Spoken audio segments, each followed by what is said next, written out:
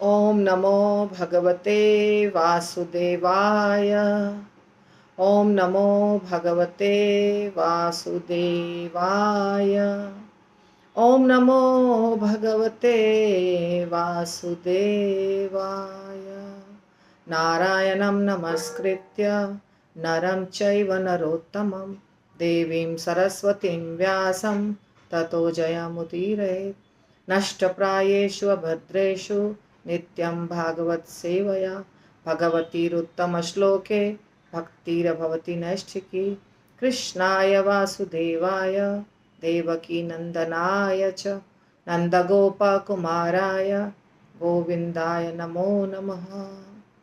नमः ओं विष्णुपादाय कृष्णप्रेष्ठाय भूतले श्रीमते भक्ति वेदांत स्वामिनिति नामिने। नमस्ते सारस्वती देवे गौरवाणी प्रचारिणे निर्विशेष शून्यवादी पाश्चात्य देशतारिणे।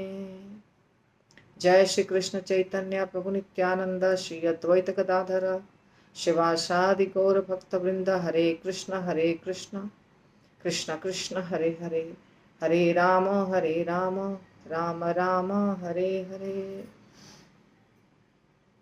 श्रीमद् भागवतम पहला स्कंद 9वां अध्याय श्लोक संख्या अंतिम है। ये 49वां नंबर श्लोक है जो इस अध्याय का अंतिम श्लोक है। इस अध्याय का नाम है भगवान कृष्ण की उपस्थिति में भीष्मदेव का देह त्याग। तो हमने लास्ट श्लोक पढ़ लिया था, उसका अनुवाद भी पढ़ लिया था। अब तात्पर्य करना है। अनुवाद ये है कि तत्पश्चात परम धर्मात्मा राजा महाराज युधिष्ठिर ने साम्राज्य का संचालन अपने ताऊ द्वारा तथा श्री कृष्ण द्वारा अनुमोदित राजनियमों के अनुसार किया। तो युधिष्ठिर महाराज दोनों से सलाह लेते थे, भगवान कृष्ण से भी और धृतराष्ट्र से भी। थोड़ा थोड़ा मैंने इसका वर्णन किया था, थोड़ा नहीं काफी किया था, परंतु प्रभुपाद के शब्दों को नहीं लिया था। तो आज हम प्रभुपाद के शब्दों के अनुसार करेंगे। तात्पर्य बाय एसी भक्ति वेदांत स्वामी शिल प्रभुपाद की जय। महाराज युधिष्ठिर कोरे कर संग्रह करता न थे। वे राज्य के कर्तव्य के प्रति सदैव सचेष्ट रहे, क्योंकि राजा पिता या गुरु से कम नहीं होता। राजा को प्रजा की सभी दृष्टियों से सामाजिक, राजनैतिक, आर्थिक तथा आध्यात्मिक उत्थान की दृष्टि से भलाई देखनी होती है ना। अभी तो चल रहा है गरम गरम एकदम पॉलिटिक्स हमारे देश में, सब जगह शांत। जैसे रिजल्ट आएगा पटाखे फूटने शुरू हो जाएंगे, जो जीतेगा वो खूब पटाखे चलाएगा। तो अभी सब रिजल्ट का इंतजार कर रहे हैं, घर में बैठ के एकदम टीवी के सामने, मोबाइल के सामने सबका चालू है। तो ये है अभी का समय, यानी लोकतंत्र। उस समय था राजतंत्र। राजतंत्र यानी राजा के द्वारा देश चलाया जाता था। तो लोकतंत्र हो या राजतंत्र हो, टैक्स लेना होता है जनता से। जनता जो है वो जितना भी कमाती है, जो भी धन उसके पास होता है, उसका कुछ हिस्सा सरकार को देना होता है। अभी भी हम देते हैं, और पहले के ज़माने में जो किसान थे या जो भी थे उनको भी देना होता था। तो कुछ लोगों का टैक्स अभी के अनुसार, अभी का जो समय है उसके अनुसार अलग अलग है परसेंटेज। इसको ज़्यादा देना है, इसको कम देना है, इतना दूर इतना इनकम तक बिल्कुल नहीं देना है टैक्स। ऐसे नियम है हमारे देश में। तो सबको टैक्स नहीं लगता है। जो गरीब जनता है उसको टैक्स नहीं लगता, जो धनवान है उसको टैक्स लगता है। फिर उसके बाद जो कम धनवान है उसको कम परसेंटेज लगता है। जैसे 10 लाख तक नहीं लगेगा, 15 लाख तक इतना लगेगा, 50 लाख तक इतना लगा, ऐसा कुछ नियम रहता है।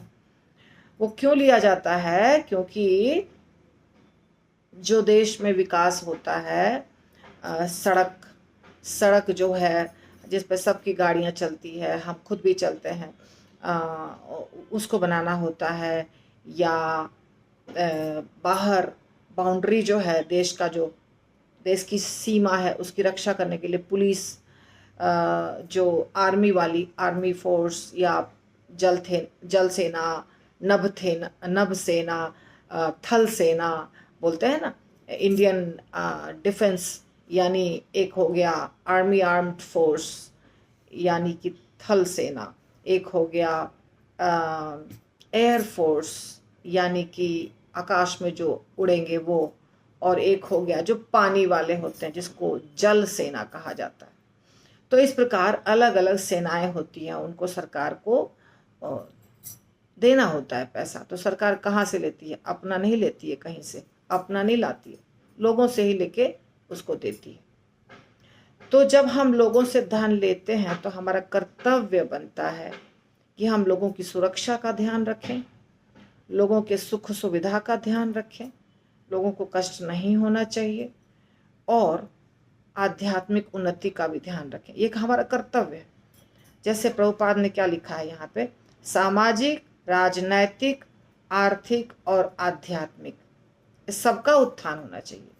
जैसे घर में पिता होते हैं, पिता क्या करते हैं? अपने बच्चों का हेल्थ देखते हैं कि बच्चे का शरीर स्वस्थ रहे, पत्नी, माता, पिता जो भी घर में है सब हेल्दी रहे, फिर बच्चे सब पढ़ाई लिखाई करें, वो विकास करें, अपना स्कूल जाएं, कॉलेज जाएं, फिर उसके बाद सबका विवाह हो, फिर जनरेशन जो है वो आगे बढ़े, और रहने की व्यवस्था अच्छी हो, बूढ़े लोग जो हैं उनको तकलीफ़ नहीं हो, दवाइयाँ, जैसे जिसको भी जब मेडिकल इश्यूज़ होता है, जैसे बीमार पड़ता है तो उसको दवाइयाँ मिलनी चाहिए, पौष्टिक आहार मिलना चाहिए। ये सारा इंतज़ाम घर के जो मुखिया होते हैं उनको करना होता है। घर में जो पिता होते हैं, मुखिया यानी पिता, एक फैमिली है न्यूक्लियर फैमिली तो पिता, आजकल माता भी कमाती है, और अगर जॉइंट फैमिली है तो 4-5 भाई हैं, 2-4 जनरेशन रह रहा है साथ में, तो उसमें एक हेड ऑफ द फैमिली होता है, वो करता है। गांव में मुखिया होता है, शहर में कॉरपोरेशन होता है, उसमें कॉरपोरेटर्स होते हैं, उसके बाद अलग अलग पोस्ट, जैसे राज्य में अलग, देश में अलग हेड होता है। तो जब राजतंत्र होता है तो एक राजा होता है, तो राजा का भी कर्तव्य सेम है, हमारे देश के प्रधानमंत्री राष्ट्रपति का भी कर्तव्य सेम है, घर के मुखिया का भी कर्तव्य सेम है, राज्य के चीफ मिनिस्टर का भी कर्तव्य सेम है। क्या कर्तव्य है? कि जो घर में है वो घर के लोगों का देखभाल करेगा, हर तरह से विकास हो और सब स्वस्थ रहें, सुरक्षित रहें। जो राज्य का है वो राज्य का विकास उसको देखना है, जो देश का मालिक है उसको देश का विकास देखना है, जो गांव में सरपंच मुखिया है उसको गांव का विकास देखना है। यदि हमने कुछ विकास नहीं देखा, यदि हमने चोर डकैत गुंडे मवाली से सुरक्षा नहीं की, तो किस बात के राजा, किस बात के प्रधानमंत्री राष्ट्रपति? यदि हमने किसी को आध्यात्मिक विकास के लिए, उन्नति के लिए सहायता नहीं किया, आजकल के नेता लोगों को यात्रा करा रहे हैं, क्योंकि यात्रा जिसको आप कराते हैं वो खुश हो जाते हैं और आपको वोट देते हैं। तो अभी क्या हो गया है? अभी कंपटीशन हो गया है, मतलब वो कर रहा है तो मैं नहीं करूँगा तो मुझे वोट नहीं मिलेगा। कभी कभी गलत तरीके से वोट लेते हैं, जैसे मैंने सुना है कि शराब का बॉटल देना, पैसा देना, तो मुझे वोट दो, ये गलत तरीका है। अगर आपको राजा बनाया गया है या आपको राष्ट्रपति बनाया गया है, तो आप उसका पूरा, जितने समय के लिए आप राजा हैं, पूरे समय आपको उसका देखभाल करना है, और जो सरकार को कर देते हैं, टैक्स देते हैं, उसका उपयोग करना है, अपने भोग विलास के लिए नहीं, जनता के लिए। वो जनता का पैसा है, वो आपका पैसा नहीं है, वो जनता का पैसा है।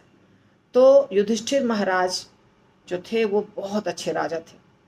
अर्जुन भी बहुत अच्छा था, मतलब बाद में बताया गया है, अर्जुन का पुत्र होता है ना, सॉरी, अर्जुन के पुत्र परीक्षित महाराज होते हैं। जब राजा बनते हैं परीक्षित महाराज, तो परीक्षित महाराज के राज्य में जब शासन चलता है तो परीक्षित महाराज के बारे में भी यही सब बातें होती है कि ये अपने पिता और पितामह के जैसा है, यानी जैसे युधिष्ठिर महाराज राज्य चलाते थे वैसा ही राज्य परीक्षित महाराज चलाते थे। युधिष्ठिर महाराज के राज्य राज्य काल में जनता बहुत सुखी थी। जैसे कहते हैं रामचंद्र जी का राज्य, राम राज्य, यानी क्योंकि रामचंद्र जी के राज्य में जनता बहुत सुखी थी। युधिष्ठिर महाराज के राज्य में जनता बहुत सुखी थी। जनक जी के राज्य में जनता बहुत सुखी थी। तो जब राजा या पिता या माता या गुरु अपने कर्तव्यों का पालन करेंगे तो जनता सुखी होगी। और अगर जनता से पैसा लेके और उसको भोग विलास में लगाएंगे, खुद के भोग विलास में घूम रहे हैं, फिर रहे हैं और एंजॉयमेंट कर रहे हैं, बड़ी बड़ी गाड़ी में घूम रहे हैं, देश विदेश की यात्रा कर रहे हैं, जनता यहाँ मर रही है, भूखी है, प्यासी है, देश में अनाज नहीं है, दवाई नहीं है, डॉक्टर नहीं है, स्कूल कॉलेज सही से नहीं है, रोड नहीं है, और टैक्स लेते जा रहे हैं जनता से, तो ये इसका परिणाम मिलता है। इसका परिणाम भगवान देते हैं। उस समय भले हो ना हो, बाद में भगवान देते हैं। तो इसीलिए ये राजा का कर्तव्य है, गुरु का कर्तव्य है, माता का, पिता का कर्तव्य है। सामाजिक, आर्थिक, राजनैतिक, आध्यात्मिक हर दृष्टि से उन्नति होनी चाहिए। घर की उन्नति होनी चाहिए। आज सुबह के लेक्चर में मैंने थोड़ा सा बोला था, अभी मुझे और थोड़ा सा ज़्यादा बोलने का मन है कि ये मन है मुझे कि जब हमारा विवाह होता है, देखिए समझिए बात को, विवाह को क्यों ला रही हूँ, क्योंकि एक घर को चलाने में 2 लोग होते हैं, सिर्फ 2 से ज़्यादा नहीं होते हैं, पति और पत्नी बस। तो पति और पत्नी अगर दोनों के बीच में समझदारी अच्छी है और दोनों समझदार हैं, आपस में भी समझदारी अच्छी है और दोनों होशियार हैं, बहुत अच्छे से घर चलता है।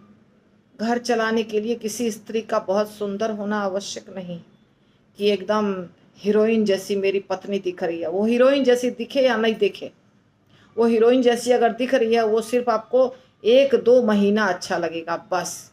उसके बाद यदि उसमें कला नहीं है, हुनर नहीं है, गुण नहीं है, हो गई समस्या उसी दिन से शुरू।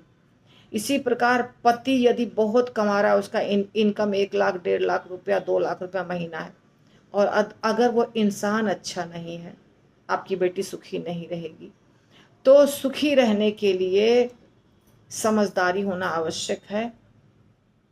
सत्य क्या है, असत्य क्या है, गलत क्या है, सही क्या है, कर्तव्य क्या है, अकर्तव्य क्या है, धर्म क्या है, अधर्म क्या है, ये हर चीज़ में फ़र्क समझ में आना चाहिए और फिर सच्चे रास्ते पर चलना चाहिए, तब वो घर अच्छे से चलता है। एक स्कूल का टीचर जिसका इनकम बहुत कम पहले होता था, अब शायद ज़्यादा होता होगा, तो वो उस एक स्कूल का टीचर है, एक चपरासी है, वो भी आप देखेंगे अपने बच्चे को अच्छा पढ़ा लिखा करके अच्छा इंसान बना दिया है, अपना भी अच्छा देखभाल किया, समझदारी के कारण, सिर्फ समझदारी से घर चलाया।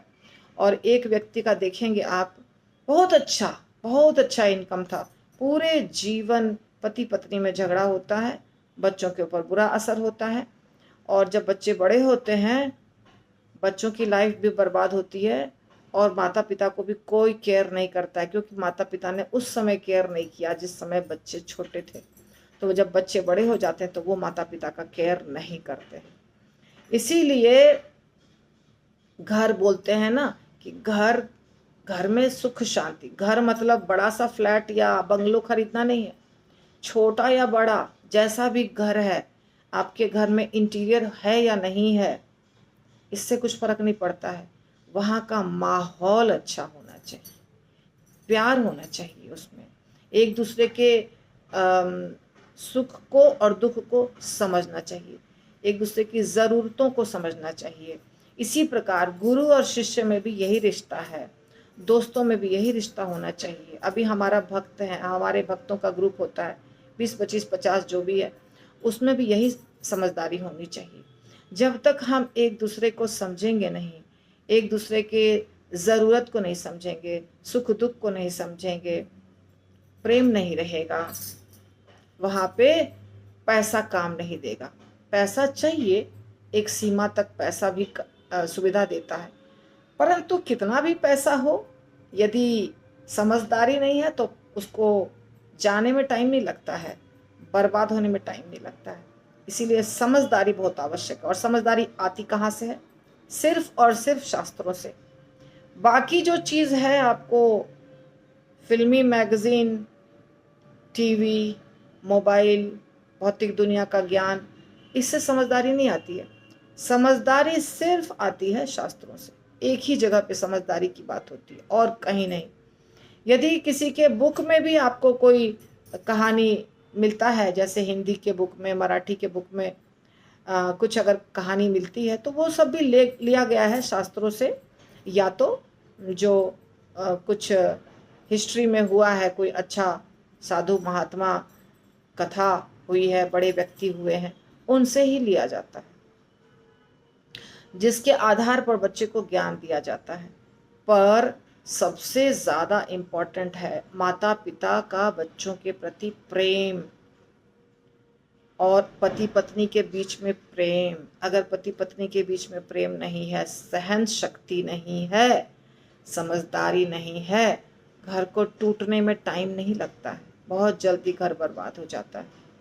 अगर घर बर्बाद हो गया तो पैसा उसको आबाद नहीं कर सकता है। हमने देखा है, आप लोग भी देखे होंगे, पति पत्नी दोनों तलाक लेते हैं और बच्चा कोई और पालता है, दादी नानी दादाजी।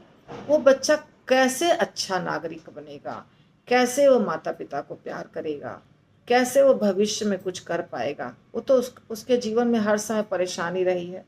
इसीलिए बहुत आवश्यक है आजकल इस बात का ध्यान रखना कि जो भी हमारा बच्चा है, लड़का या लड़की, वो इतना समझदार हो कि अपना घर अच्छे से चलाए। बहुत बहुत महत्वपूर्ण चीज़ है। अभी के समय में इसकी आवश्यकता बहुत ज़्यादा है। और बच्चों को ये भागवतम और भगवत गीता का ज्ञान दें। भगवत गीता और भागवतम के ज्ञान से ही वो आगे अच्छे इंसान बनेंगे, अदरवाइज कोई चांस नहीं है, बिल्कुल चांस नहीं है। तो ये अच्छा इंसान हम बन सकते हैं। जो आदमी राष्ट्र को चलाता है, राजा है, वो अच्छा इंसान बन सकता है। वो भी कैसे? सेम सिद्धांत। जो बड़े बड़े राज्य में महात्मा होते हैं, उनको अपने देश में निमंत्रित करके, अपने राज्य कोर्ट में निमंत्रित करके और राज पुरोहित से सजेशन ले करके राजा अगर अपना चलाएगा राज्य तो चलेगा। अब जैसे युधिष्ठिर महाराज यहाँ दो लोगों से सजेशन ले रहे थे, एक भगवान से स्वयं कृष्ण से, और एक अपने पितामह ताऊजी, पितामह नहीं ताऊजी धृतराष्ट्र से। तो धृतराष्ट्र से तो आप क्या बोलेंगे, धृतराष्ट्र क्या सजेशन देंगे, दे सकते हैं? ऐसे तो सिद्धांत के रूप में हो सकता है ज्ञान उनके पास हो, पर जो उन्होंने कार्य किया वो अच्छा नहीं किया। फिर भी युधिष्ठिर महाराज उनसे सजेशन लेते थे, राजपाट चलाने का लेते होंगे। तो इस प्रकार से राज्य चलना चाहिए, देश चलना चाहिए, घर चलना चाहिए, इसमें सबका भला है। राजा को जानना चाहिए कि मनुष्य जीवन बद्ध आत्मा को भौतिक बंधन से मुक्त कराने के लिए है। अतएव उसका धर्म है कि प्रजा की ठीक से देखभाल करे, जिससे वह सिद्धि की चरम अवस्था को प्राप्त कर सके। आजकल के ज़माने में बेटा और बाप मिलके शराब पीते हैं, सिगरेट पीते हैं, माँ भी बैठ के पीती है, माँ बेटी बेटा सब मिलके शराब पीते हैं। बताइए कैसे कुछ होना संभव है? नहीं है संभव। तो अगर बच्चे बर्बाद हो रहे हैं, उसमें माँ बाप की गलती है। माँ बाप को अपना जीवन पहले सुधारना चाहिए और अपने उदाहरण से बच्चे को सिखाना चाहिए। अपने उदाहरण से, यानी पहले हम सीखेंगे, पहले हम सात्विक जीवन जिएंगे, फिर हमको देखकर बच्चे सीखेंगे। अगर हम बच्चे को डांटते हैं और हम खुद वो कार्य करते हैं तो बच्चा कैसे सीखेगा? बच्चा तो थोड़ा भी आपको वैल्यू देने वाला नहीं है। उसके लिए हमको करना पड़ेगा, हमें नियमों का पालन करना पड़ेगा, तब हमारा बच्चा भी सीखेगा, अदरवाइज संभव नहीं है। इसीलिए गड़बड़ी हो रही है। महाराज युधिष्ठिर ने इन नियमों का दृढ़ता से पालन किया, जैसा कि अगले अध्याय से पता चलेगा। उन्होंने न केवल नियमों का पालन किया, अपितु अपने वृद्ध ताऊ की सहमति भी प्राप्त की, जो राजनीतिक मामलों में अनुभवी थे, और उसकी पुष्टि भगवान कृष्ण द्वारा भी की गई, जो भगवत गीता दर्शन के वक्ता है। तो युधिष्ठिर महाराज दो लोगों से सजेशन लेते थे, एक ताऊ जी और एक ताऊ जी यानी चाचा, और एक भगवान से स्वयं, क्योंकि चाचा को भी राजनैतिक ज्ञान था। वो स्वार्थ जो था अपने बच्चों के प्रति या खुद के प्रति जो इंद्रिय तृप्ति की भावना थी वो तो खैर नहीं था अच्छा, लेकिन फिर भी राजनीतिक ज्ञान उनको था। तो राजनीतिक ज्ञान लेते थे महाराज युधिष्ठिर, और फिर भगवान कृष्ण से भी ज्ञान लेते थे या उनसे पुष्टि कराते थे। और यहाँ पे कह रहे हैं कि उसकी पुष्टि भगवान कृष्ण द्वारा की गई है भगवत गीता में। ठीक है, वो हमें नहीं पता कि धृतराष्ट्र के बारे में कहाँ बोला है भगवान कृष्ण ने ये, कि धृतराष्ट्र को राजनीतिक ज्ञान था, ये मुझे नहीं याद है कहाँ बोला है, लेकिन यहाँ जो बता रहे हैं प्रभुपाद वो ऐसा बता रहे हैं। तो आगे महाराज युधिष्ठिर आदर्श राजा थे, और महाराज युधिष्ठिर जैसे प्रशिक्षित राजा के अधीन एक राजतंत्र सर्वश्रेष्ठ सरकार है, जो आधुनिक गणतंत्रों या सरकारों से कहीं श्रेष्ठ है। एक गड़बड़ी होती है जो डेमोक्रेसी होती है, जो अभी का समय है गणतंत्र, यानी कि पब्लिक चुन के भेजेगी। अब हम लोग जो है ना, हम लोग चुन के भेज रहे हैं ना, हम सरकार बना रहे हैं।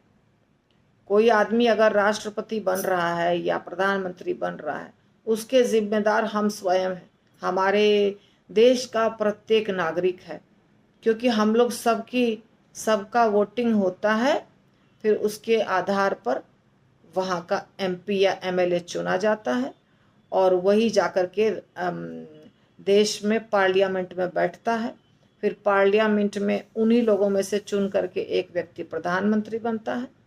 फिर एमपीज जो होते हैं, मेंबर ऑफ पार्लियामेंट्स, वही राष्ट्रपति बनाते हैं। तो इसका मतलब है कि एक एक नागरिक जिम्मेदार है। तो इसमें क्या होता है कि यदि नागरिक यदि मूर्ख है या लोभी है, और उसको वोट, अगर वो 500 रुपया के लोभ में वोट दे रही है, या कभी कभी कोई और प्रलोभन, साड़ी, कपड़ा, कंबल, यात्रा इत्यादि के प्रलोभन में वोट दे रही है, तो फिर गलत व्यक्ति सिलेक्ट हो जाएगा या इलेक्ट हो जाएगा, गलत व्यक्ति। और उसके बाद क्या होता है, कई बार बूथ कैप्चरिंग होती है ऐसे रिमोट एरियाज में जहाँ पे ज़्यादा स्ट्रिक्ट नहीं है, तो बूथ कैप्चरिंग में सबके नाम पे वोट, एक ही आदमी सबके नाम पे वोट दे देता है, तो वो भी होता है। तो ऐसे कहीं कहीं पे गलत तरीके से व्यक्ति इलेक्ट होकर के चले आते हैं। तो इसीलिए जब गलत व्यक्ति आ जाएगा तो फिर वहाँ पे गद्दी में गद्दी पर गलत व्यक्ति बैठ जाएगा, इस देश में इस स्थान पर भी गलत बैठ जाएगा, और सरकार भी गलत की बन जाएगी। परंतु राजतंत्र में ये प्रॉब्लम नहीं है। राजतंत्र में क्या होता है, एक राजा है, उसकी संतान है, उसमें से फिर बड़ा बेटा को राजा स्वयं उसको उत्तराधिकारी बना देता है, यानी राजा बना देता है। उसमें गुण होने चाहिए, वो सिखाता है। पहले के ज़माने में ऐसा होता था, राजा और फिर उसका पुत्र, फिर उसका पुत्र, फिर उसका पुत्र, ऐसे बनते थे राजा। और यदि कोई राजा अच्छा नहीं है तो फिर नुकसान भी होता था, जैसे, और गलत तरीके से वहाँ पे भी होता था। जैसे कंस ने उग्रसेन को हटा के खुद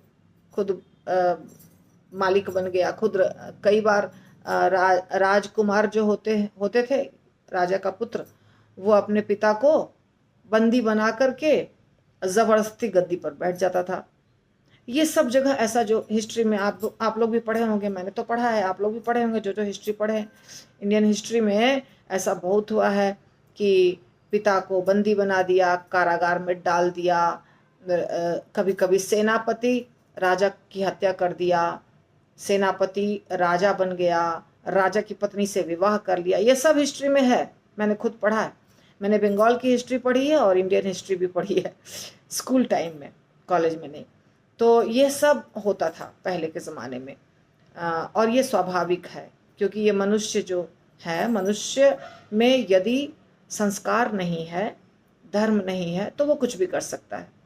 तो जब धर्म नहीं रहेगा तो वो ये उत्पात करेगा और गलत तरीके से पैसा और पोजीशन दोनों चीज वो प्राप्त करता है गलत तरीके से। तो वैसा व्यक्ति कभी भी,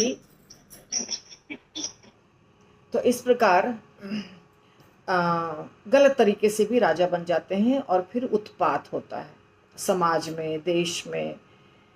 गलत व्यक्ति का चुनाव हो जाने से ऐसा होता है। तो राजतंत्र में भी होता है ऐसा, और गणतंत्र में तो संभावना है ही गलत व्यक्ति के राजा बनने की। जब तक ईमानदारी से वोटिंग ना हो और ईमानदारी से लोगों को शिक्षा नहीं दिया जाए, तब तक ये होने की संभावना होती है। युधिष्ठिर महाराज के समय में, उस समय में बहुत अच्छा हुआ करता था, क्योंकि सब जो राजपुत्र होते थे वो जाते थे बहुत अच्छे ऋषि के पास ज्ञान प्राप्त करने के लिए। सारे राजकुमार, जैसे कि भगवान कृष्ण भी सांदीपनि मुनि के पास गए थे, भगवान राम भी वशिष्ठ मुनि के पास गए थे। ये लोग भी राजघराने के थे, भगवान कृष्ण भी राजघराने के थे, है ना, चंद्रवंशीय राजपूत। और भगवान राम भी सूर्यवंशीय राजपूत थे। इसी प्रकार द्रोणाचार्य थे, कृपाचार्य थे। द्रोणाचार्य अस्त्र शस्त्र की विद्या सिखाते थे, कृपाचार्य जो थे वो अलग जो दूसरा ज्ञान होता है वो देते थे। तो युधिष्ठिर महाराज या अर्जुन या जो इनके घर के सारे बच्चे थे, कौरव पांडव, ये सब अच्छे गुरु से शिक्षा प्राप्त किए थे। और वो जो गुरु हुआ करते थे पहले के ज़माने में, वो बाद में भी जब ये शिक्षा प्राप्त करके बच्चे चले आते थे, राजपाट संभालने लगते थे, फिर भी उनके कुल गुरु उनको बीच बीच में शिक्षा देते थे। और ये लोग भी गुरु से पूछते थे कि हम कैसे चलाएं देश को, ये समस्या आ गई है। या बुलाते थे, निमंत्रण देते थे गुरु को हर चीज़ पे। राज्याभिषेक के लिए निमंत्रण आप सुने होंगे, राज्याभिषेक के लिए निमंत्रण होता था, या कोई और अवसर हुआ, यज्ञ हुआ, तो उसमें निमंत्रण दिया जाता था। तो गुरु के संपर्क में रहते थे। तो शास्त्रों का ज्ञान आवश्यक है, गुरु होना आवश्यक है। और ऐसे ही गुरु नहीं, कोई भी जो रियल गुरु हैं, सन्यासी हैं, त्यागी हैं, या फिर परंपरा के गुरु हैं, जो भक्त गुरु हैं, वैसा होना आवश्यक है। जब तक अंदर में भक्ति नहीं होगी किसी के, भगवान से प्रेम नहीं होगा, भगवान के लिए कुछ सेवा नहीं होगी, वो अच्छा इंसान नहीं हो सकता है। अच्छा इंसान अपने आप नहीं होता है। अच्छा इंसान होने के लिए उसके अंदर डिसिप्लिन होना ज़रूरी है, शास्त्रों का ज्ञान होना ज़रूरी है, आत्मा का ज्ञान होना आवश्यक है। ये सब कुछ होने के बाद वो अच्छा इंसान बनता है। तो महाराज युधिष्ठिर आदर्श राजा थे।